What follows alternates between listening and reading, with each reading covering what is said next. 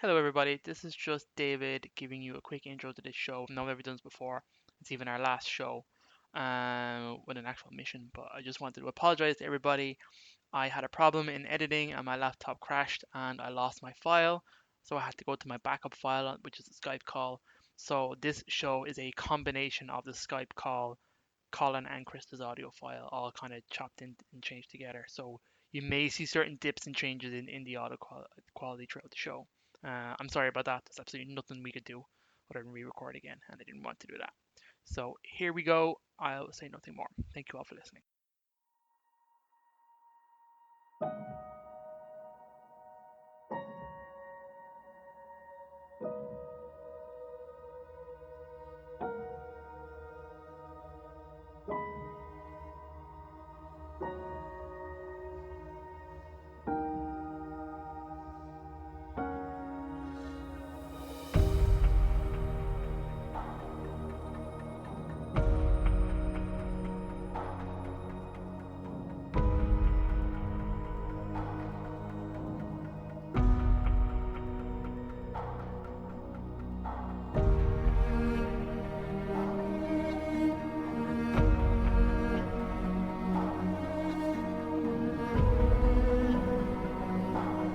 Welcome, Spartans, to Mission Debrief. We've played every mission of the mainline Halo video games, and now we've played every mission from the rest of the games of the franchise in chronological order. Each episode, we've been discussing our experiences and sprinkling in a little lore along the way. If you'd like to play along and have your thoughts read on the show for Halo Infinite, email us at podcastevolved@gmail.com or drop us a tweet at podcastevolved on Twitter. We'll be discussing our journey through all the Halo games before Halo Infinite releases on the next episode. Essentially, we'll be debriefing Mission Debrief. If you like what you hear, if you like what you hear and want to support the show, visit Podcast Evolved on Patreon. You can also receive a free audiobook trial by visiting audibletrial.com/podcastevolved. This episode, we're debriefing the Manifestation mission from the Awakening the Nightmare DLC in Halo Wars 2. I'm your host, Colin Perkins, alongside David Arnold. Hello, everybody. And Krista Brown. Yo, the Gravemind has some huge ovaries. Gross. Exposed ovaries. Last mission was the Archive. Vortis descended into the bowels of the Forerunner Station, but the Flood had already infiltrated the area and continued to bother the Brute brother for his brash blunder. While Jump Pack Brutes hopped crevices and elite honor guards deactivated laser defenses, Vortis finally reached the station's control room. His troops survived a final Flood rush, cleansed the locks, and reactivated the Ark's Sentinel defenses.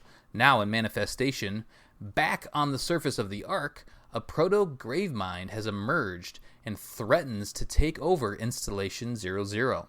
While Atriox breathing down their neck, Vortis and Pavium reunite to secure the area and fix their grave mistake. The date of the game is June 5th, 2559. We made it, guys. We did it. Aww. All of the non-FPS is in the bag. It's all in the bag. The bag is full. We're going to have to empty out the bag. We will. We'll dump it out. I don't know what we'll do after that. But we did We're it. going to fill it with Halo Infinite. So much Infinite. 10 years of Halo. It'll be great. Why don't we just dive right in, and then we are going to do a recap at the end of the episode of our, overall thoughts, and talk about what we're going to do next a little bit at the end of the episode. But before that, let's do that mission briefing. David, take it away. Mission briefing. Atriox. That's right, the big man himself kicks in. Yeah. Vortis, Pavium, do you know what your action has cost me? I have spent months fortifying positions to continue the fight against the humans. Now I have to abandon them because of you. Pavium, we will fix this, Atriox. We only thought it wise to inform you of the threat. Atriox, you thought wise? The Flood is the very thing this installation was created to destroy. You have no idea what you've unleashed. If we don't send every soldier we have right now to stop its spread, everything we've worked for will be consumed. for this. We've already reactivated the Sentinels. We will help them fix this. You have our word, Atriox. I want actions, not words. I'm on my way. Ooh. Dun, Spooky. dun, dun. I have 2 thoughts on this. One, I still don't like the way Atriox sounds. No, he doesn't sound like normal Atriox. His voice is too deep and modulated, distorted, yeah. It's just weird. I've finally gotten used to Pavium in Vortis, their voice. Like the distinction of a brute is just like this deep, growly voice. Like they all have that. So for a while it took me, it's like, which one's Vortis and which one's Pavium? But I finally think I figured that out. But then they throw Atriox in here, and again, I'm a big Atriox fan. It's just, he doesn't sound good. He just sounds weird. It's too much. They overdid it, I think. The other thing is, based off of what you just read, Atriox knows that the flood is here, but he clearly didn't communicate that to his subordinates, to his lieutenants. No, he did. He really didn't. Because Vortis was like, he didn't believe in it, and there's this whole back and forth early on, and even with like, there's some grunt banter. Then like, oh, the flood, that's like some myth that didn't actually happen. Meanwhile, Atriox, so it's kind of Atriox's fault a little bit, right? That Vortis decided just to go in there. But I feel like if Atriox had even told Vortis what was in there, that he still wouldn't have believed. He was way too cocky and too hungry for loot. I think he still would have done it. Yeah. So maybe he did, or maybe like, Pavium and Vortis weren't high enough up the chain to have that information or something like that. But it's a little weird that it wasn't, it was just like, you obey me, don't go in there. So that seemed to be clear in that brief, with the encounter. You don't really hear the banter between Atriox and Pavium and Vortis at the very first mission. They just walk off and say, okay, we got to go do this thing. So he just said, go salvage, but do not go in. And he didn't expand beyond that. But anyway, the mission summary is repel the final flood threat before it's too late. The scouting report is Pavium's mega turrets are critical in defeating this menace. Objectives: discover the source of the increased flood threat, set up a mega turret at the mini base location, destroy the proto gravemind, secure mega turret sites. There are 3 of them. Well, there's 3 additional, I think 4 total. Cleanse the lock to call in reinforcements, and the reinforcements are use the retriever to attack the proto gravemind. There are no optional objectives, but there are 2 bonus objectives. Kill flood using the Lich Vanguard, kill 30 flood units, and then don't lose any mega turrets during the mission, which doesn't seem like a huge problem. Yeah. Part time is 30 minutes. Scoring goals, 140,000 for gold. Silver is 60 to 139, and bronze is 20 to 59. I don't know if did you guys pick up on like the weird numbers they had for these scoring goals? Maybe not. No, I didn't. They were all like super weird, like 137,000 for gold, and then for silver it was like 58,000, like weird numbers. But they finally decided to round them all up, which I guess I appreciate. No skulls in the mission once again. Krista, what's in the toy box? So much fun stuff. We have our hero units, Pavium and Vortis. Fun. Mm-hmm. Very nice gentleman, very intelligent, would definitely not do anything stupid or make a dumb mistake. Our economy structures are our harvesters for supplies and our power extractors for power. We start with the fortress, in which you can upgrade to a citadel, and we get a bunch of mini bases. Fun stuff. Our base defense are turrets, sensor towers, shield generators, and mega turrets. Mega turrets are part of the objective here, which is very fun because we all love the mega turrets. Though we don't get to do too much. They just come with the base, right? Like the mini bases. They're pre-built.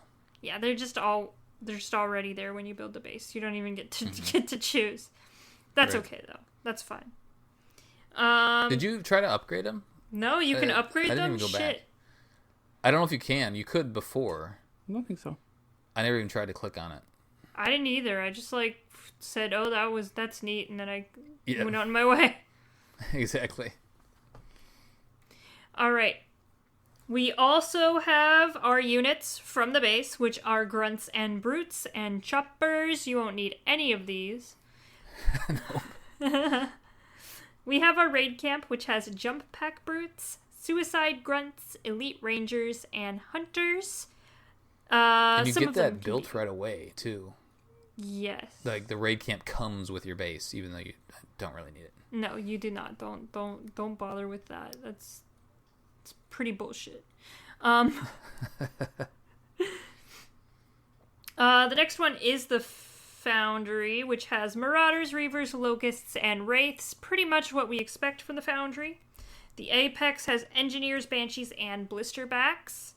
And the War Council has Fortify Base, Reinforcements, and Advanced Logistics. Why can't I make my my Honor Guard, huh? Yeah. Where's they my took it Honor away. Guard? I love him.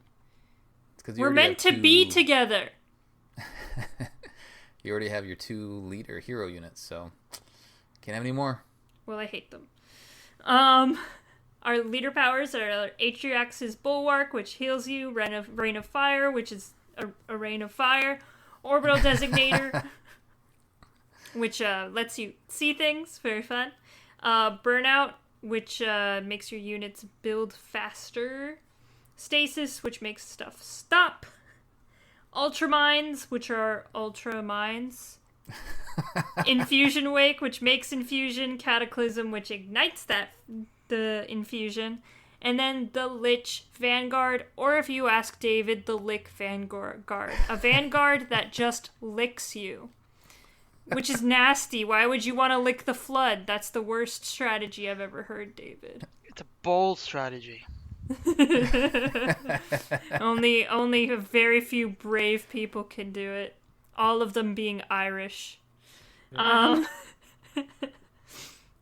And that is it for the leader powers. So the Flood units have our infantry, infection forms, brute and elite combat forms, infestor forms, swarmer forms.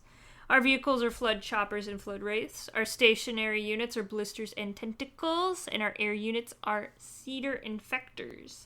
And then we have some sentinel units, aggressor sentinels and retriever sentinels. And also we have the proto gravemind, which is the boss in this. Oh yeah, The big boss. that guy. Yeah, he's that guy. The big blobby thing. That's everything. Do we want to just talk about that weird looking thing? It's pretty weird looking. Yeah, it's so the last time we saw Gravemind, we've seen Gravemind in Halo Wars, or excuse me, Halo CE, a proto Gravemind, right? He was a proto gravemind. I think so, yeah.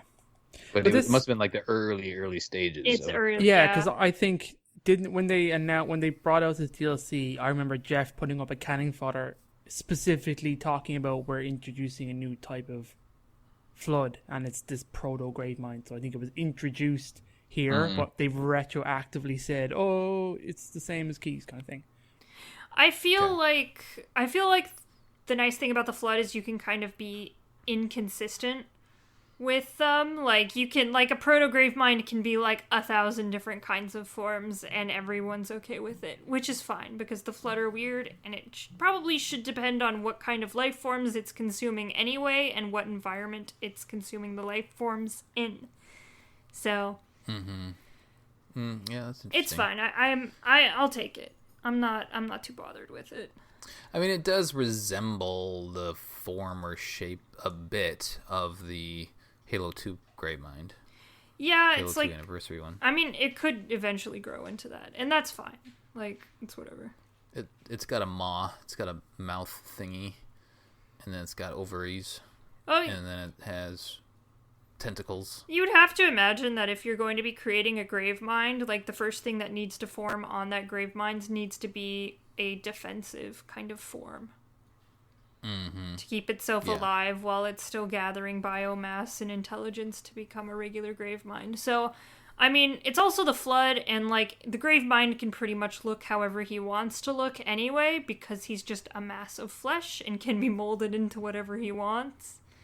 Mm-hmm. So, I mean, the flood is just like putty, right? I mean, it's like That's weird to think about, but yeah. it's like the silly putty that you can put on newspapers, and then the newspaper is on the silly putty.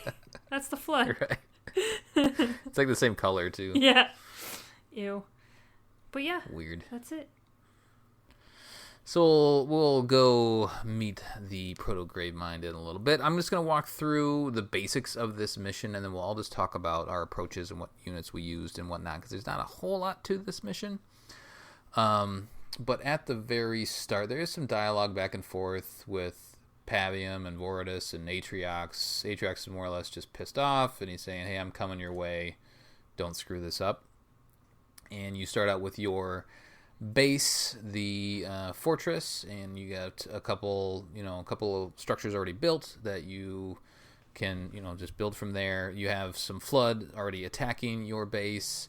You already have some units there. You have Pavium and Voridus. So really all you just need to do is build up like you always do, however way you really want to. Resources aren't really a problem at all in this mission. By the time you get like halfway through, like you have everything you need. And the numbers just go up. I didn't have any. There was no point other than maybe like within the first 5 or 10 minutes that I was like I had to wait a little bit for some power or something like that. This mission wants you to turtle anyway. Yeah, it really does. Yeah. Nothing starts until you leave your base. So. Yeah. So build up, get turtle all the way if you want. Get all your 80 units that you can get right away. Or, once you get to like, 50 or so, you can send them up the road. Once you do start to advance, then there's a little path on the right. You can either go straight up or to the right, and a tentacle will come over, one of those giant tentacles, and say, nope, you can't go that way. So you have to go the other way, the straight way. You wrap around, and you need to... Is there a flood, one of those flood bases on that spot right away? I think there is, right? Yeah, so your first objective is to go create a mega turret. I think the point of the mega turret originally is to just get rid of the flood tentacles, and then eventually that evolves into using those mega turrets against the Proto Gravemind. So the first objective is to get that initial mini base with a mega turret, and then you need to defend it. Each time you get a mega turret station, mini base, you need to defend it from a little bit of an onslaught on the flood. You just hang out, keep your blob of units right by it, and then they'll go away eventually, and build a couple turrets and you're good. So build that mega turret, then go back to kind of where you're going towards the center of the map. There was another tentacle that shows up there that doesn't let you pass, so you have to build this mega turret first. Once you go back there, then the mega turret and then the rest of your units will start to shoot at it, and then it'll go away. You advance, and then it reveals the Proto Gravemind, which is this grotesque looking thing. And let's see here. They talk about a little bit about a Gravemind before this, which if you've played Halo, you should know what a Gravemind is. But this is the earlier form of that, and this is before the Proto Gravemind. I think as David mentioned, it needs to form. It needs to gather enough mass to get to the full-on Gravemind. So this one seems like it's a little further along, clearly, than what we've seen in the past. Krista, do you know anything about like how long it would take? Because this has happened over the course, I think this is July 4th was the first mission, and now it's July 5th. So it's been 24 hours, essentially. But this thing is huge already. I think the Proto Gravemind really just depends on how much intelligence and biomass it can gain at once. Mm-hmm. So there's no specific time. It doesn't need like a week to form. Not that it's we just if they can gather know enough. of. Yeah, I think Graveminds are just based off of, how much flood have infected people and how much biomass the Gravemind or Proto Gravemind can gather. Mm-hmm. Yeah, that makes sense. So it was a quick turn. They were clearly killing a lot of brutes, a lot of banished, to gather all this biomass right away. So Voridus and Pavium took big hits from their forces in order to generate enough mass for this thing just over the course of a day. Well, and also remember humans were in the area too. We saw them in the first mission. Yeah, that's true. Yep, that's a good point. So there could have been some out there. That's an interesting point and I guess I wanted to touch on this later, but I'll bring it up now, is all this is going on in the Ark, and Cutter's just up there, like, what the hell are they doing? What the fuck? I mean, he's seen the flood before. Yeah, that's true. He's seen the flood, but he's not helping. Why would he? And why would he? Because then it would be a third faction, right? He's waiting to see what happens, and then if he needs to send in his forces, then he probably would. I mean, at I'm that sure point. they have havocs. I mean, it's at some point it's just easier to blow them all up, but then he has to deal with the Ark defenses. So it really, Yeah. I'm guessing that was his last resort. But I think he, like anyone else, he knows the importance of not letting the flood get off the Ark. Yeah. And, I mean, Atrax does say, I forget if it's in the briefing or in his dialogue, but he says, like, hey, I've been off dealing with the UNSC, these humans, and now I have to come over here to help your sorry asses. Yeah. So it's suggesting that there's still, there still is some banished UNSC stuff going on, since we last had that encounter. So we see the big proto-Gravemind in the middle, and then the rest of the mission is just going around and getting 3 additional mega turrets.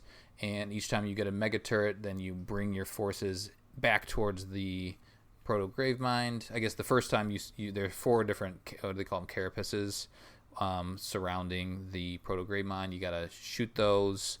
It's like a little skin on there that you have to break down, and then inside of it are all these eggs that you need to pop. Once you pop all the eggs, then the Gravemind kind of falls back, and then he opens his mouth, and then at that point you just do Rain of Fire in there, right? Yeah, that's all I did. I think the mega turrets are also shooting in there. It didn't seem like they were doing a whole bunch, and then your forces are kind of next to it, but they'd have to like somehow lob in some. I don't know if the damage is actually taking place inside the maw of the proto-Gravemind, or just all of a sudden the entire thing is vulnerable. I think those little clear. bubbles in the top of it. Though we have no idea what those little bubbles eggs do. on the inside? Yeah. Yeah. But it's flood. No one understands how the flood works anyway, so why should this be any different? Right. So you'll do that multiple times. You actually 4 times total. The first encounter once you first see the proto-Gravemind, and then as you gain the additional mega turrets around the map, you'll do it a couple more times, and at the very end, you'll realize, oh, now he's too powerful. We can't hurt him anymore. So then you need to go enlist the help of a Retriever Sentinel. So you got to go do one more little task. You got to go to, there's just one single lock that you need to clear all the flood off of. Once you do that, and it's a little ways off to the side of the map. Once you do that, then all of the flood will clear off. You'll then be able to call in the Sentinels, including the giant Retriever Sentinel, and then you can direct the Retriever Sentinel too, right? Like you can actually tell him where to go. You directly control it, yeah. Yeah, so that's pretty slick, and I think you can do its special power too, right? So you can, its yeah. R move or its Y move. So you bring it back to then a point right near the Proto-Gravemind, and then you just shoot it, and then it goes away. Just like magic. Yeah. So Though it looks sweet in the cutscene after this. Yeah. Yeah, the cutscene is pretty rad, for sure. We'll talk about that in a little bit. But David, what was your general, what units did you use as you were circling the Proto-Gravemind and encountering it? Did you find this to be difficult at all? Or no, not really. I felt it was pretty fun. I think my per Hergox, man, they got slaughtered. Those really? Air crazy cedar things, I think they're called. Yeah, they just homed in on the Hergox and kept wiping them out. I just could not keep them alive a lot of the time. It was, and I had like 5 at one time, and really? just tried to keep everything alive. Yeah, those poor bastards got hit pretty hard. But I had a great fun. I went out of my way to make stuff I didn't normally do. So I made a ton of hunters. Nice. I eventually got around to doing rates. I normally max myself out before I even get to rates, but I held off on making marauders or anything like that, or anything kind of low level. I just got my rates up, I got some locusts, and I got about 4 blisterbacks, and I had great fun with blisterbacks, honestly. Oh, nice. Most of the Did time, you plop them all down on the ground? yeah, I kind of mixed between them. I had 2 groups of 2 blobs, let's say, and I kind of evened my units out and put a reaver in each, just because I hated those fucking the stinger things coming at me. Whatever they're called, cedars. So I kept the 2 blisterbacks in each kind of group, and most of the time I don't like units like this that you have to micromanage, but actually it was actually worth it. Like, it was fine. I kind of plopped 2 of them down and got like pretty high veterancy on like all 4 of them by the end. Nice. But that's mostly what I did with units. I was hoping for a scarab, but obviously you don't get one. Yeah. So when I realized that, I just fucking sank all my resources into research. I researched literally everything, even things I didn't need, and then eventually just had some fun. I mean, I had 2 blobs of units. I kind of kept them, one searching for mega turrets and one like fighting flood and defending and kind of moving around the proto gravemind itself, taking out the tentacles and stuff like that. No, I had a blast. I had a really good fun in this mission, actually. There was one power node right early on. Did you notice any more? I don't think I saw any more. That's the only one I found on the map. Yeah. No, You I did, didn't Krista? notice any more. It was just that one by the first mini base. Did any of you guys? So there's like this initial, when you see the map as it's laid out initially, unless you turn the camera up, but you kind of go off to the right to get the first mega turret, and then there's like this whole other area over there that you don't really need to go to, but you can grab a jump pack brute and kind of jump him down to some lower levels in this little island area, and there's a bunch of resources that you can grab if you want to. So I did that when I was just trying to get all the objectives of the mission. There's really no point though, because you just don't. You have so many resources at the end. It's more just, I guess, for fun if you really want to go explore a little bit.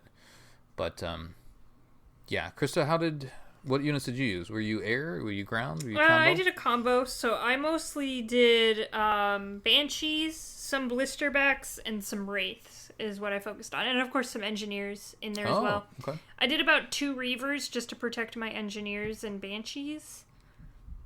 Yeah. But that was about it. I was playing on heroic. I found that the main base got slaughtered every time I went to the next round for the proto gravemind. Yeah, really? in between rounds is when a bunch of flood come and attack the main base. So when I had units, I just kind of left them there, and then right before the round was supposed to start with the proto gravemind, I'd hoard them all together by the proto gravemind and then kill him. And then as the units died during the round, I would just build them back up at the base to defend the base. Yeah, there was a normal, like the main base it was fine. Oh, nothing happened? Nothing came, yeah. Pretty much. I'm glad that you played on heroic though, because that makes sense. Yeah, at the very last round, I just let the base die and just hoarded all of my units together. Oh, okay. And you don't need it at that point anyway. No. I was worried it might end the game, but it didn't. Did you explore the map much, or did you just kind of roundabout way get everything, get all the mega turrets? A little bit. I used a reaver and a banshee to collect some of those supplies on the hill, on like the cliffs. Yeah. But I mean, and at the end of the day, I didn't need any of them, right? So. Yeah. David, did you use the leaders much, or did you just include them in your big blobs, your 2 blobs? Yeah, not as much this time. A few rains of fire, mines once or twice, and I did drop the lake a few times though, because I had great fun with that. Just like literally on top of the proto gravemind, it can just hold an area all by itself. And I even used it to pop out some reinforcements and stuff as well. So I had good fun with that actually. Cool. Oh, is that what that center? Maybe I just never did it. That little center area, you can pop out units. Yep. Do you build them there, or do you? Yep. How does it work? Oh, that's cool. Yeah, it's like just like building them. That's rad. I did get that objective, but I didn't even think to do that. That's cool, because there's like this little portal thing sitting there. I was like, I wasn't sure if that portal was hurting the flood or what it was. Yeah, it's not clear at all. But like if you click on it, it opens up like a building, and you just can build a whole bunch of troops and vehicles out of it. That's slick. Krista, how did Vortis and Pavium do for you? Did you use them at all? No. No, they just lived with my giant horde. Yeah. That was the same for me. It's like I kind of forgot they were there. I figured it was. my army was stronger because they were there, but I didn't maximize them at all. I didn't, use their special abilities. I just included them in the mass. Yeah, I barely even used any Y abilities during the whole process either. Yeah. I didn't use my hero abilities that much really either. To be either. No. Didn't use any of the infusion gel stuff this time around. Mm-hmm. Did you just do Rain of Fire, Krista, and let's see, the Lich? Anything else you did on the leader power front? The Lich didn't really let you drop right onto the Proto Gravemind, which I was a little miffed about because I wanted to use that during the damage phase. But whatever, I just Rain of Fired it to death. Because other than that, there was no point of me using the Lich, really. There wasn't any good points to do a whole lot of damage. I mean, an Abomination came at the very end, but the Abominations die so quickly. Yeah. There was an Abomination. Okay. There wasn't a normal at all. Yeah. Was there a normal for you? Yeah, there was. Oh, okay. Near the end. Maybe they tend to stroll up, so maybe it was there. Your I units just killed them your at the units end. could have wiped it out. Yeah, without you even realizing. Yeah. Yeah. Interesting. So yeah, that's basically it. You just take that thing out eventually. I do remember playing this the first time when the game released, and the Proto Gravemind seemed more overwhelming at that point. Since then, because I've played Halo Wars 1 and Halo Wars 2 multiple times since that time, and just going through this series, I feel like I'm a lot better at RTS games. So it wasn't a problem at all. Whereas I think for people that just aren't used to RTS, this mission is probably a little more intense and a little more intimidating just because you have this big giant thing in the middle. But when you break it down, it's pretty basic. And I didn't even notice the Megaturrets doing anything. No, neither did I. That I mean, they're probably pelting it, but you don't really notice it. Yeah, I never saw them actually do anything. Yeah. Why don't you, David? Do you want to take us through that final cutscene? The final cutscene of the final Halo game that we're playing. So sad. Yes, that day. It's pretty cool because finally it shows you the flood and all its kind of sicky glory, and the Proto Gravemind looks. It's just the backdrop. It looks huge. It looks huge and sickly, but I even love how this cutscene starts where it's just, I don't remember which one of the brothers, let's say Pavium, and it's just his mask covered in flood nastiness, and he just kind of opens it out, takes takes the mask off. His brother does the same. They look at each other like they're some kind of badasses, kind of yeah, we totally did it. And it's just dead flood everywhere. Atriox then comes in and kind of steps off his ship, and I like the kind of the honor guard he has, all the kind of brutes lined up, and you see him come strolling over to the brothers. He is not happy. He is pissed, and he pretty much just lays into them, telling them this is what I told you not to go in here. You're fucking dumb. This they're trying to be yeah, we did it. Look, we beat the flood before you even got here. We cleaned up our mess, and Aatrox is just having none of it. He just tells them, no, you will stay here. You will clean up your mess. I think he said something about, I'll talk to you afterwards. A flood infection form jumps at him. He just grabs it and crushes it in his hand. That's amazing. And then and just green throws it away. goo comes out. Yeah, he just doesn't give a fuck. He just turns around and storms off. And that's more or less where the story ends. Look, Dad, I finally cleaned my room. Yeah. He says go and secure the breach. So I guess it kind of leaves it in such a way that the flood are defeated, but I don't know if they're gone. If they, but I don't know. It's which shows the Sentinels going off to clean up more of the flood. Yeah, it does. Yeah, let's talk about that a little bit more in the recap. Just kind of state of the universe based off of all the games that we've played. But yeah, I mean, it's good. It's good to finally see Atriox again. As he's on the front. He bookends the DLC. But it's 343 could go a number of different ways with this, right? It could be this little contained story, or they could use it to build back into the larger universe. So it'll be interesting to see where they go with that. Why don't we do trivia, Phoenix logs, and then we'll go back and do the recap from there. Any trivia on the mission? There's nothing really. It just, I guess you should know that like any kind of mini base comes with a mega turret automatically. You cannot replace it if it gets destroyed. So that's just a thing to note. Other than that, there's nothing really. There's no trivia. Okay. We're done. Yeah, that's right. So Phoenix logs, there are 2 of them.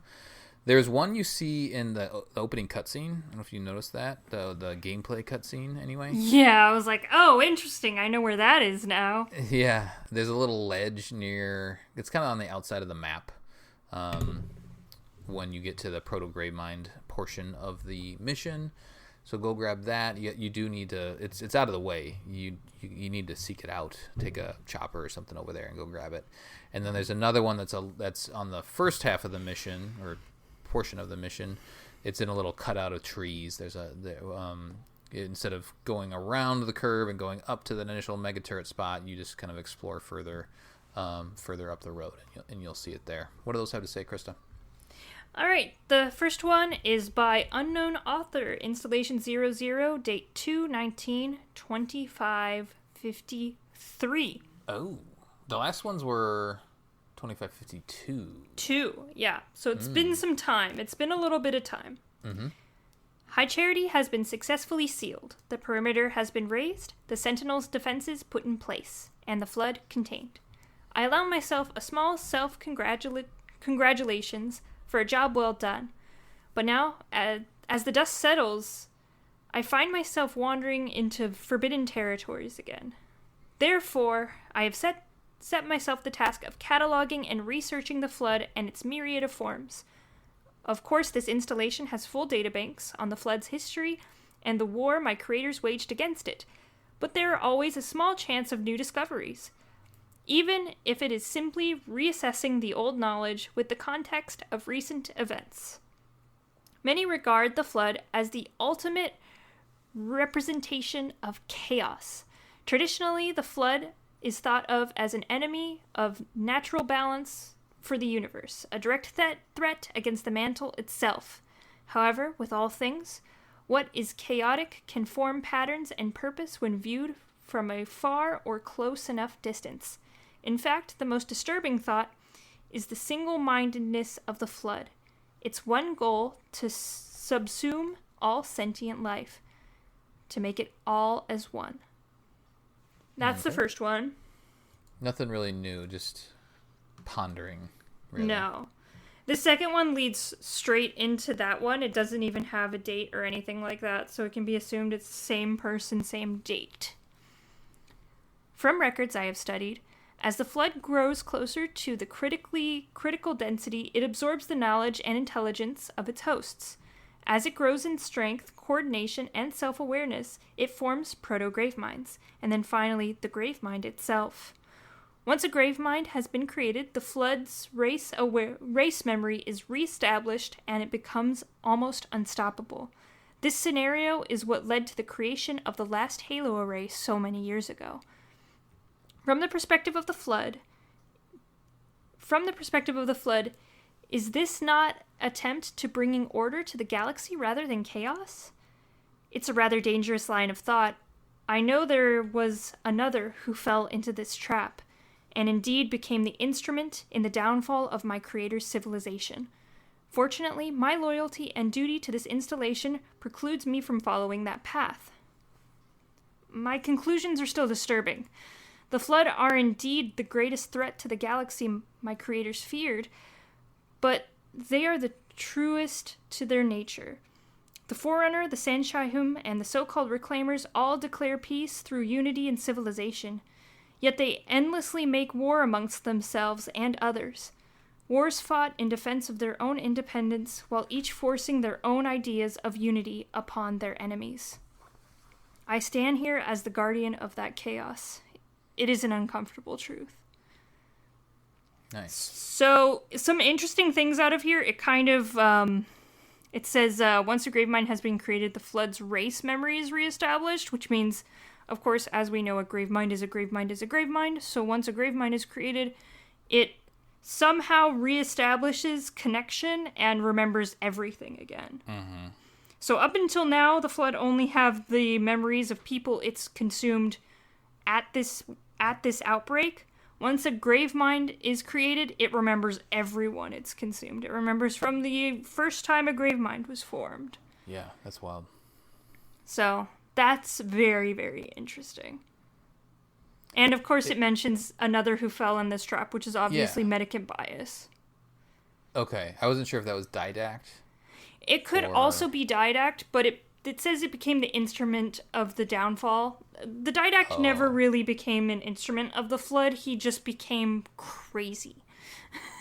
Because he wanted to, He still wanted to destroy the Flood. Yeah, whereas he was Mendicant Bias had that long convo with and Grave joined. Mind. Yeah, he slid into the DMs and never left. Right. Cool. So there we go. Yeah. It quotes Al Gore's documentary at the end, Uncomfortable Truth. Love it. Cool. Should we talk about what we just did? The DLC itself? The DLCs. The DLC. Halos. We awakened the nightmare. We awoke it. Halo's best campaign DLC, question mark? Out of the two. Out of the two that we've received. Yeah, well, it's got like Spartan Halo Wars Ops. had 2 DLCs and then Spartan Ops, yeah. Mm-hmm. Yeah, I would say so. I think this one, yeah. I mean, it was better than Spearbreaker. I feel like it was more of a contained effort. It just made more sense, you know? Like, they had a little bit, it felt longer, right? Well, it was longer, it had 5 missions. It was like the story was clear as to what you were doing. It had all the information that you needed within, and then it also brought in, I feel like the fact that it added the cutscenes just made it like that, elevated it also, because you get visualizations of the other elements that are part of the story, right? Like you get to see High Charity as a part in that opening holographic, and then also at the end you get to feel like you know these two brothers a little bit more just from the cutscene. You know, there's cutscene at the beginning and the end. There's other stuff in between, lots of dialogue and whatnot. But also, the name is badass, like Awakening the Nightmare. Yeah. Mm-hmm. Yep. Yeah, they nailed that too. What about? And what are your thoughts, Krista, on like from a high level on this DLC? It's interesting. You know, High Charity is interesting. The Flood's always interesting. I feel like this DLC doesn't accomplish very much in the long run. Mm-hmm. Like, it just kind of reminds you that High Charity is on the Ark and there might be Flood in the Ark. That's kind of all it really does. Yeah.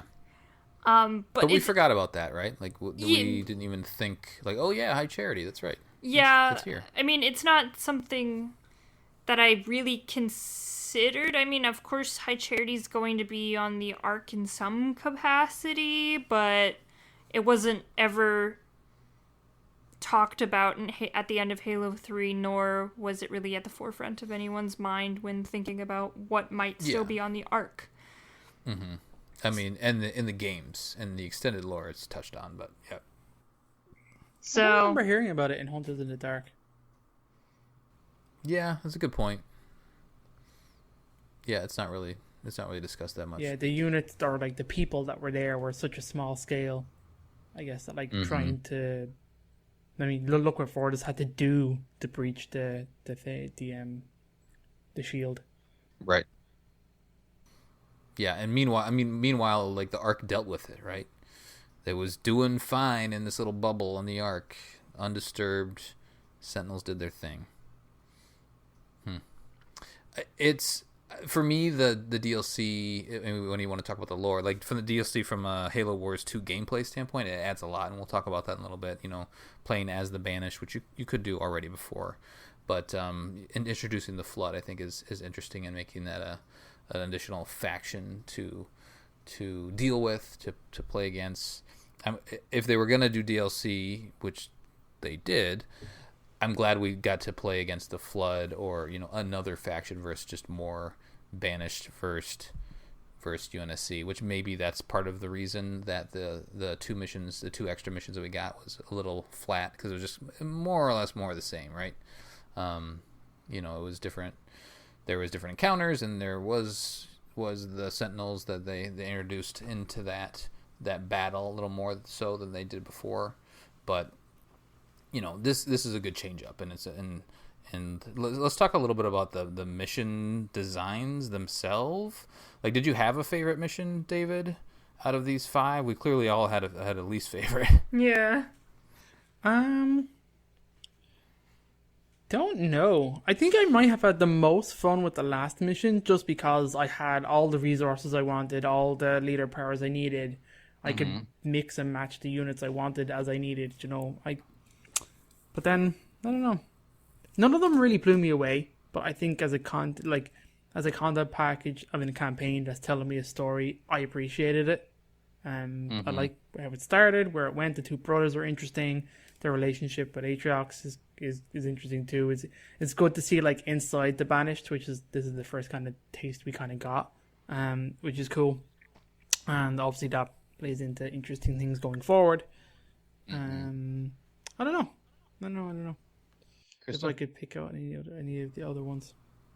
I like the first one with the scarab. Yeah, the very first one, right? Yeah, it's a beautiful scarab. You just can't control it.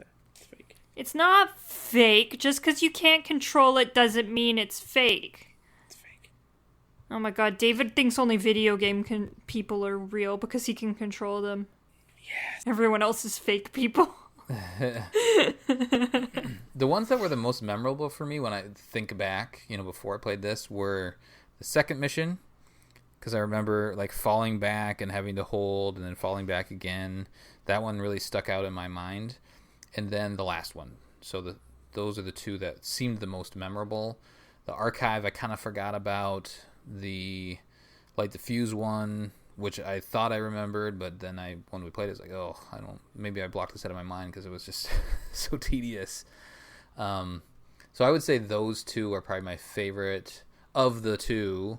I think the last one is my favorite, even though it does it lacks, playing it again, it lacks that sense of urgency. It tries to build that in there, but maybe if there was something more with supply or resource scarcity, some additional wrinkle that they added. But at no point did I ever feel like I was actually going to lose to that proto-grave mind. There was, we didn't talk about it, but there's like that mass, what did they call it? There's a little counter that pops up. Oh yeah, it's to like critical mass. Yes, I think critical that's mass when counter. I think that's a countdown to when it will become a grave mind. That's what Yeah, I it got counts too. up. Yeah. Yeah, it counts So up, could so it's you- like gaining mass. Because every time we destroy part of it, it goes back down to 0. Right. So maybe there's a way to actually lose the mission if you don't do anything and just let that number go all the way to 100%. Because, like, from the context from this mission I got was that the proto-grave mind was very close to being a grave mind, and that's why you're just making all these troops and going at it as hard as you can. Mm-hmm. Yeah, I mean, that makes sense. I didn't do a run where I just let that number go up, but I would imagine you would just lose the mission. But yeah, I think the last one, it throws the most at you. It throws the most flood at you with, at least with the way that you expect to play a Halo Wars 2 game, where you're doing the base building and turning out units that you want based off the resources that you have. Whereas like the last mission had a lot of flood in it too, the archive, and a lot of variety, but it was a different type of mission, and yeah, it didn't quite hit home for me as much. What else? What about the favorite like mechanics, like playing as the Banished, David? What were your favorite units or your favorite leader powers? Rain of Fire is dope. Yeah. It just visually looks good. Obviously, it's the same as like any other airstrike, barrage, multiple strategy games have. But I think visually, and as you like upgrade it and expand it, like getting a fully like upgraded Rain of Fire off is awesome, because it takes up half your screen of beautiful laser beam visualness, and it's quite satisfying. I didn't find Aatrox's Bulwark any real use. I thought like Huragox were way handier to use than That's a that good leader point. power, to be honest. Kind of doubles up. And what else? Obviously the Lich is pretty cool. I like those Uber drop downs. They're interesting mechanics. And other than that, I didn't play with the Infusion Gel stuff too much, but there's probably good symmetry there between, the Grenadiers, what are they called? I'm blanking them up. I think they're Grenadiers. Yeah. Grenadiers. Between them and Pavium and Vortis's like abilities, and then the two other leader powers that play off that, there's probably a lot that you can do there that I'm just not too bothered finding out. Yeah. Like dealing with. Well, the game doesn't really push it too much. Like in the archive, it kind of makes you use them, but in this last mission, I didn't feel the need to do any of that stuff. Yeah, same. Krista, how about you? Leader powers that you liked? Pretty much the same. The Rain of Fire was really cool. The Liches were really cool. Those were the two things I used the most, really. Yeah. Unit-wise, I always like playing as the alien faction, so playing as the Banished is always super fun. I love the blisterbacks. They're really fun. The ship, being able to play as an honor guard was super cool, and bringing him out. Yeah. And of course, just the mega turret was super fun. I like the way I like the shield that you can put over your base as well. I like all that stuff. I think it's really cool and fun, and usually I play that faction when I'm playing like multiplayer and stuff. Yeah, I usually Blitz. try to do one of the alien factions. Yeah. Yeah, playing it more, because of the DLC.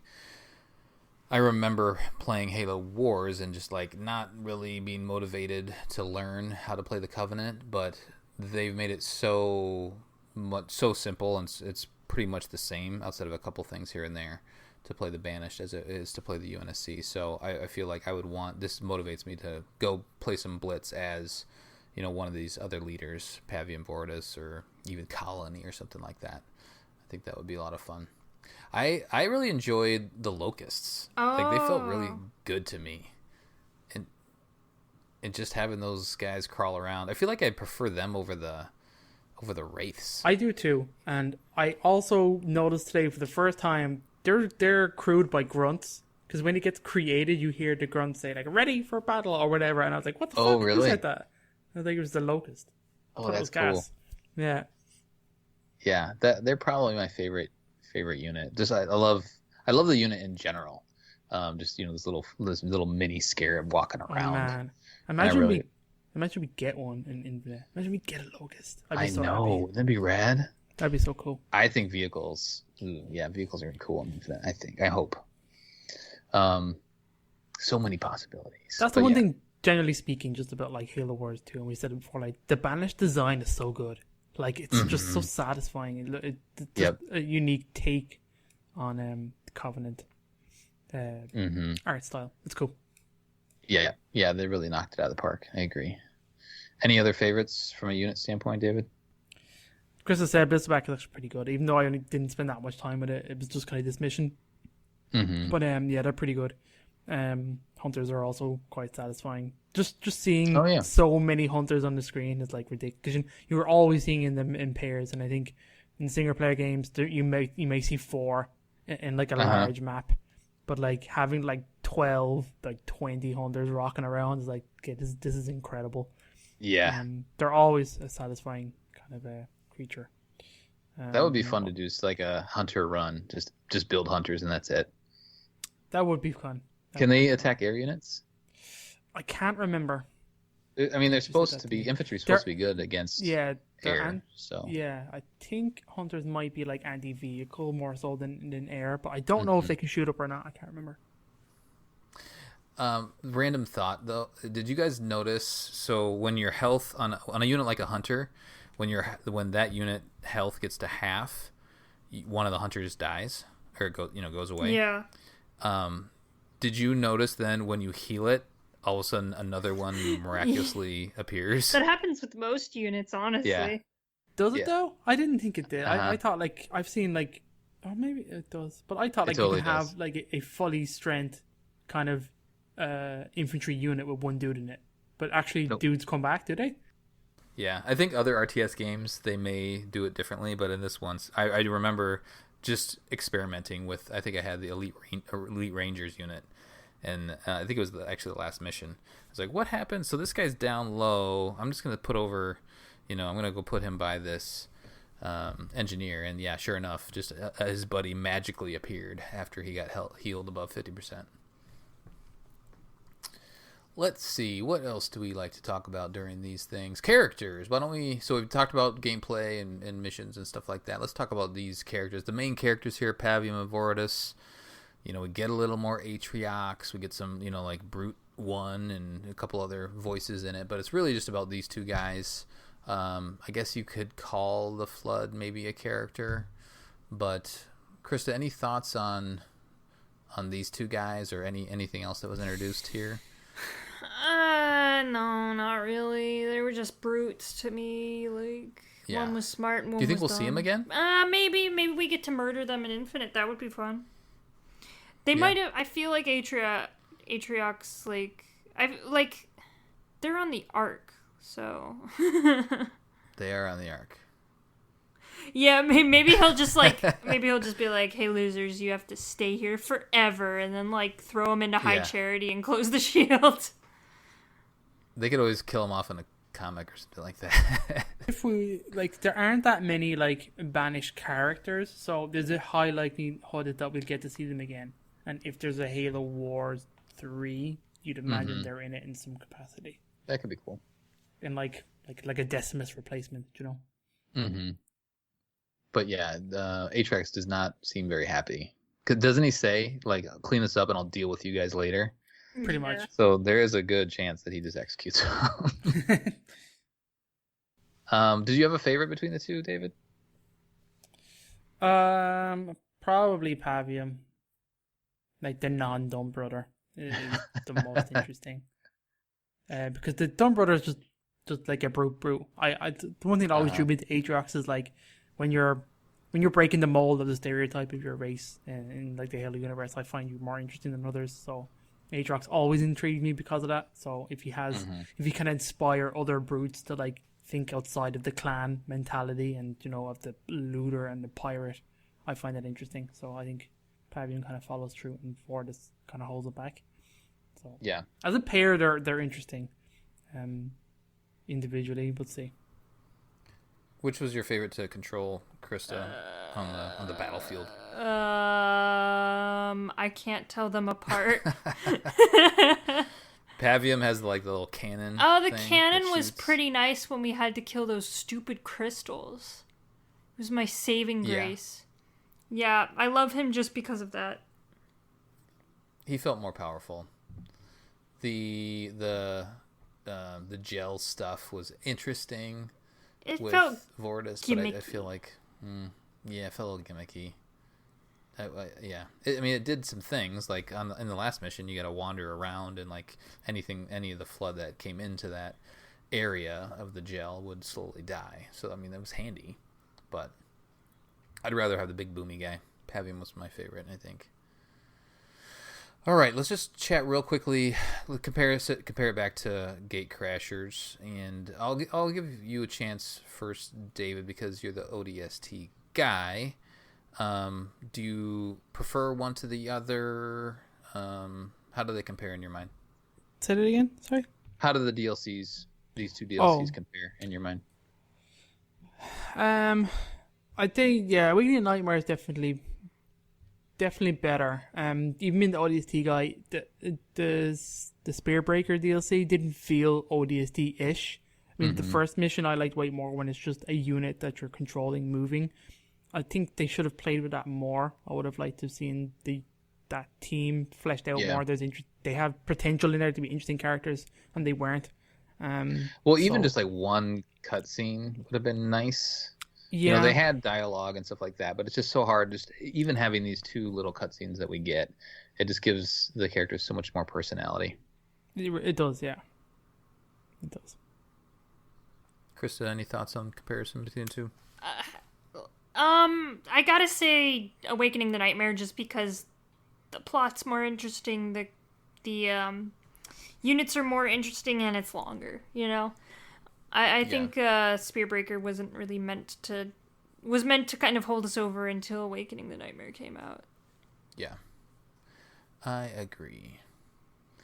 All right, let's talk about the larger story. So we've played. Let's try to keep this contained to the game. You know, we know there's lots more lore out there with all the books and all the extended media and all that other stuff. But from the games, the Halo games, where does this leave us? What does this do leading into Infinite? You know, Halo Wars 2 is the furthest forward game that we have now. Now Awakening the Nightmare has introduced and then taken away the Flood. What does this do for the larger story? David, any thoughts? Like, are we going to play Flood and Infinite? Did they just do this because, hey, people like the Flood and we can do it here in this little contained story because High Charity just happened to be on the Ark? Any thoughts on? Yeah, the Flood is very easy to write about. Like you could easily just write the Flood in anywhere because like they've now like forcefully breached High Charity, so the Flood is out in the greater Ark. We've seen it take over. We've seen human vehicles and humans being taken by the Flood in this DLC, so we know that they've come into contact with them as well. Mm-hmm. So just because like the Banished may have like secured the breach doesn't mean that enough Flood didn't get out and maybe into the human side and is wreaking havoc over there. It's very easy for them to write that. It kind of where it kind of leaves us is interesting in terms of like obviously you have these two characters set up. You have still obviously months of warfare happening on the Ark itself between humans and Banished forces. Mm-hmm. You've now introduced the Flood in there, a little bit of a three-way mix. I mean, you can easily set another game on the Ark. Do you know what I mean? There's plenty of story to be told there. Yeah. Obviously we know about the Banished. We've been talking about how great it would obviously the Banished come into the next mainline Halo game. They're here. We have a new character, Skyrim, to kind of lead them. It is leading up to interesting. You want to see where those links are, and we all know Anders is out there somewhere with her own fucking Halo ring. That kind of got interrupted by a guy. So like those threads, I imagine, will be picked up in Infinite. Do you know what I mean? So that's super interesting. Like I want to see where she comes into play. I mean, Halsey's getting old, guys. You know what I mean? We need new not Halsey to come along. Shut up! Don't say that. I know. She's so good. She can never die. She's got robot arms now. We're just going to start slowly giving her robot parts so that she'll live forever. She's going to be a robot person. Yeah, and then maybe we make her mind a robot, Krista, and then we get not Cortana. Robo Halsey. I mean, yeah, it is really interesting. Like where this game ended, even like before we knew anything about Infinite, was interesting. Because of the characters and the Banished was so good and everyone likes the Banished and Cutter is awesome. Mm-hmm. So the fact that these games are now clearly being linked together, the universes are being linked together. Hell yeah, give it to me. Do you know what I mean? You can. Well, they're being linked together just because of the end of Halo Wars 2 proper, right? Because of the Guardians and Anders. Yeah, that's right. Because the link with Anders is there that you're getting these universes being linked together. Yep. And obviously you have Isabel, who is like, from the main galaxy from forward in timeline. She is giving the Spirit of Fire upgrades and knowledge of like the 25 years that they've missed. Yeah. Then you have Anders coming into the main Halo kind of universe and probably bringing with her, knowledge of the existence of the Spirit of Fire and everything that they've encountered. So, like, obviously the threat of having a large Banished force and having control of the Ark is something that you can't just leave. But then we know the state of the human universe or the state of the universe as a whole, the galaxy, is not in a great place. Do you know what I mean? Mm-hmm. Who has the resources pretty much to deal with all these threats happening at the same time. It may kind of feels like a bit of overload. Do you know what I mean? They might have to step back and maybe the Ark becomes a quiet story. Do you know what I mean? You kind of leave it alone. Because I think Infinite probably has a hell of a lot to do by itself. But the Ark has so much to do with the Halo universe, though, right? I know. It's got to play in somehow with some sort of a plan or something.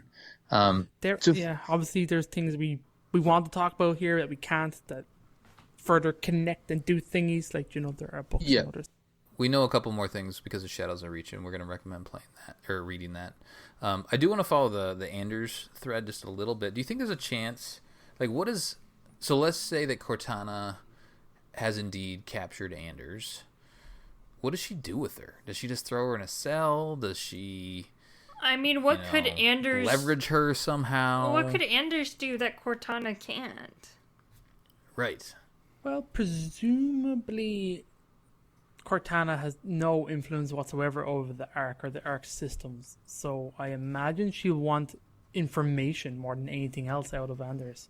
Mm-hmm. I know but you're Anders right, doesn't know how what to she get can to do. the Ark. I mean, you would think Anders has been Cortana out of does. commission from like 25-30. She doesn't know shit. Yeah, but Anders is like, the Forerunner specialist. She went in and figured out the Ark. Do you know what I mean? So she made a Halo ring and transported it here. I imagine she has some knowledge. Do you know what I mean? Cortana was She's the got some Halo chops. ring. Yeah, I know. That's true. Yeah. I mean, yeah, it'll be interesting to see. I gotta imagine they're doing something with Anders somehow. Because, I mean, Cortana could just easily kill her, I guess. But I don't think Cortana's just gonna go around killing people. I think she has more fun oppressing people. She's holding her hostage somehow. Exactly. I imagine that's more so. Probably putting her to work. Mm-hmm. Yeah. That'll be interesting. Any other thoughts, Krista, on the connective tissue or just kind of where we are from a video game standpoint? I think we pretty much covered everything. I don't think I would add too much to it. Mm-hmm. Do we see Flood in Infinite? Perhaps. I mean, if this was a way for 343 to remind people that the Flood existed, they did it very well. Yeah. So, I mean, that might be what this whole DLC is, to remind people, hey, the Flood, they're still kind of a thing, it'd be pretty cool if they came back, right? Yeah. So, perhaps. It would be an interesting twist in Halo Infinite, and I think we're all up for it. Yep. I agree. All right. Well, I think we'll probably do at some point, because we are going to have a break here. If you've been following along as we record, Infinite's not out yet. We don't know when it's going to come out. Sometime it will come out, but we're going to have to take a little break from Mission Debrief because we don't have anything else to play. But we're going to do the next episode. We're going to do just a look back on all of the stuff that we've just done, and we're going to recruit Aaron from the main podcast to come in and MC that episode. So that'll be fun to do a retrospective, a debriefing on Mission Debrief, and then who knows? We have thoughts and ideas on to do some fun things, potentially a YouTube series where we're replaying certain missions with skulls on and stuff like that. But we want to know your thoughts too. Let us know where you think we should take Mission Debrief during this little lull period that we have. We'd love to continue producing podcasts and giving you some fun content to listen to on your jog or during work or whatever.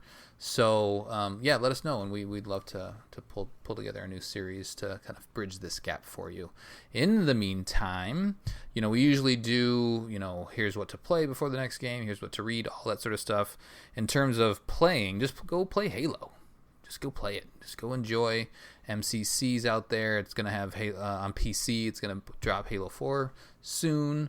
So go experience all that sort of stuff. Actually, as they've releasing MCC on PC, they've been having those little Oni archive videos. So if you haven't seen those, go check those out. There's a fun little storyline that's playing out in all of those videos. In terms of reading, let's see here. Mythos dropped before this game. I think it was 2016. But that should give you a good snapshot of the universe outside of a little, some of this stuff that's been added in here. So go check out Mythos if you haven't done that already. There's Warfleet that does give you a bunch of more additional information on all of the, the big ships and all of that sort of stuff. The Navy within the Halo universe. So that's a cool book to check out. More of an art book with some, good information in there. There's the Spartan Manual that people I feel like always forget about. And I have one like within arm's reach and I still haven't read the whole thing. Yeah. I got to get back to it and just read through it, because there is some banished stuff and some interesting stuff on new armor and all that. So go check that out as well. It's out there on Amazon or whatever. Then there are the Troy Denning books too. So that we did mention Shadows of Reach. If you're up to date, that is out there. It just came out fairly recently. It advances the universe a bit, helps bridge the gap between this game, I guess Halo 5, this game, and Halo what's to come in Halo Infinite. So definitely read that. And then do check out Silent Storm, which is the look back on the early days of Chief, and Oblivion. I would say those are two worthwhile reads. In terms of what to watch, just go watch as much Halo stuff as you can. There's just so much, right? There's so many little, terminals, or didn't you guys just do a book club on Mona Lisa? Isn't there like a motion comic for that? Like, there's so much stuff out there. Just go try to soak in all that lore. Consume. Just soak it all in, and then join us on Podcast Evolve's Facebook or Discord, and let's just talk about stuff, right? Let's talk about what could be in the next game. We're looking forward to that. All right, why don't we do the community questions, and then we'll get out of here. Mr. Perkins created a poll, his final poll. Right. The admin, November 1st at 6:24 p.m. The Gravemind or Evil Cortana. Question for Mission Debrief, Halo Wars 2, Manifestation Mission, and Awakening the Nightmare recap, close brackets. It's the last time I'll ever say that, Colin. No. And for a while. Just for a while. We have Gravemind, Cortana. Gravemind won by a landslide. No Really? one gave a shit about Evil Cortana. No. Gravemind got 30 votes. Evil Wow. Cortana got 6. Holy Hot cow. damn. People love them Graveminds. In our comments, we have from Jake, I still like to think the Gravemind is at least indirectly, if not directly, responsible for how Cortana acted in Halo 5. Jake, you are onto something there, buddy. Never forget about human weakness, Krista. I always mess that up. That's Yes, that comment, it's human isn't it? weakness. Yes. Yeah. Jesse, Evil Cortana was a mistake, so Gravemind all the way. Charlie says, yo, Graveminds can live forever and are way more smart. Daniel said, she's called Pax Cortana now. Ryan, if we're talking about Infinite, then Evil Cortana can't have another Gravemind that we have to beat at the end of the 6th Halo game when we already beat one at the end of the 3rd Halo game. If we're talking about how we want the battle for the arc to go for the future post Halo Wars 2, then a Gravemind does throw a competent third faction into the mix. I do love some faction fights with 3 or more parties. As well said Ryan. Manny, not nice Cortana. She has outlasted the Gravemind on high charity. Now with the domain at her disposal, plus the 400 weapons, she can bring peace throughout space. Manny is a pro Cortana. And then Patrick says, Evil Cortana if we're talking about new game boss, simply because it's kind of new. If we're talking about just as a character, the Gravemind wins 1,000-fold. There we go. Interesting comments, guys. Thank you very much for all of your participation on the Absolutely. Facebooks. Yes, thank you as always. I left it open to interpretation on purpose, just to maybe have some conversation back and forth, because there's a lot of different ways you could go with that. So I appreciate the different responses. How did Discord like my question, Krista? All right, Discord. We have 8 for Gravemind and 10 for Evil Cortana. Oh, reverse. Also, plot twist. People put C for Craig. All right. Pope says Gravemind is way better, already nearly conquered the galaxy, and potentially has extra galactic forces just waiting for the right time. Plus, there's a whole possibility of that Cortana has the logic plague from them and could be their pawn to spread into the domain. Ooh, the flood in the domain would be a bad thing. Gonby says I choose C for Craig the monkey. Festive Cal says Evil Cortana, easier to reason with. Also, I'd rather comply and bring down from the inside than be part of a hive mind and lose complete control over myself. I'd rather have limited autonomy and live than suffer enslavement/death. Although, if the flood someone infected... Although if someone's infected by the flood dies, then that's irrelevant. You say open to interpretation. I could go all day if I want. LOL. Festive FBI. Everyone's festive because it's almost Christmas. If I had to choose who to be ruled over Cortana in terms of coolness, Gravemind for sure. So he would like to be ruled over Cortana, but Gravemind is cooler. Okay. Angry Bitch says, whichever one promises me better body customization. That's Chloe, if anyone wants to know. A Bee Sees You Dying says, well, the question is, who is cooler? Well, obviously it's going to be the Gravemind, but evil Cortana bitch is pretty hot, not gonna lie. Jedi Spartan says, secret third answer, neither. One's a space zombie and the other one wants to rule all with a giant dumb space owl. Whoa. Okay. Dezuto said, who would I rather sleep with? Cortana. Gravemind is just too teethy. God. And there we go. Thank you. We're all done. Thank you so much for your contributions along the way of this great journey. We couldn't have done it without you. That will do it for a debriefing of the manifestation mission from Halo Wars 2. On the next episode, Krista, we have one more episode to do. No, there's no mission though. It doesn't count. We'll be doing a retrospective on our journey here at Mission Debrief while we wait for Halo Infinite. Send us your thoughts at podcastevolved@gmail.com or drop us a tweet at Podcast Evolved on Twitter. You can also support the show by visiting Podcast Evolved on Patreon. And don't forget that free audiobook trial. Visit audibletrial.com/podcastevolved. Until next time, evolve. Evolve. Boo, sad face.